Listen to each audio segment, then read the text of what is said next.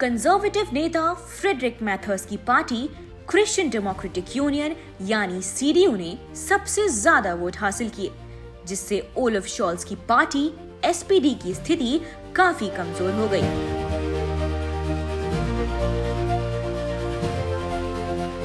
Germany के राजनीतिक landscape में हाल ही में हुए चुनावों में सीडीयू ने ऐतिहासिक जीत हासिल की, जिससे जर्मन चांसलर ओलफ शॉल्ज की पार्टी एसपीडी को एक बड़ा झटका लगा है।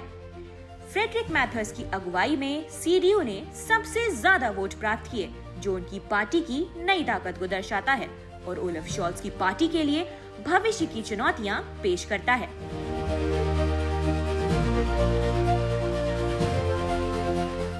सीडीयू के लिए ये जीत काफी महत्वपूर्ण मानी जा रही है, क्योंकि पार्टी ने पिछले कुछ सालों में कई चुनावी कठिनाइयों का सामना किया था, विशेष रूप से 2021 में हुए संघीय चुनावों में। हालांकि फ्रेडरिक मैथर्स के नेतृत्व में पार्टी ने अपनी खोई हुई प्रतिष्ठा को वापस पाने की दिशा में कदम बढ़ाए हैं। उन्होंने पार्टी को फिर से सक्रिय किया और कई मुद्दों पर अपने दृष्टिकोण को स्पष्ट किया, जैसे कि अर्थव्यवस्था, ऊर्जा नीति और राष्ट्रीय सुरक्षा।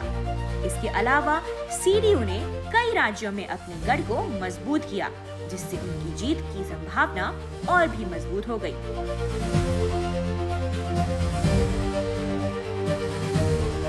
ओलफ शॉल्ज के नेतृत्व में एसपीडी ने 2021 में सत्ता हासिल की थी और शॉल्ज को चांसलर का पद मिला था। हालांकि उन्हें विभिन्न पदों पर आलोचनाओं का सामना करना पड़ा है, जैसे कि ऊर्जा संकट और घरेलू समस्याएं। इसके परिणाम स्वरूप पार्टी की लोकप्रियता में गिरावट आई है और अब उन्हें अपनी रणनीतियों पर पुनर्विचार करना पड़ सकता है। इस चुनावी परिणाम ने यह साबित कर दिया है कि जर्मन जनता अब और अधिक कंजर्वेटिव और स्थिर नेतृत्व की ओर रुख कर रही है।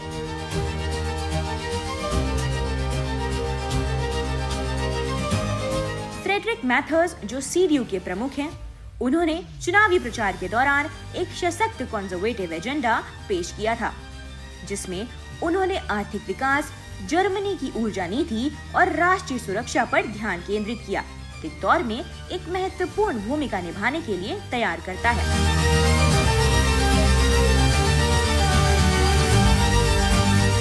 हालांकि फ्रेडरिक मैथर्स के सामने अभी भी कई चुनौतियां हैं। उन्हें अपनी पार्टी को और अधिक सामंजस्यपूर्ण बनाने के साथ साथ जर्मनी के अंदर विभिन्न राजनीतिक ताकतों के साथ तालमेल बिठाना होगा।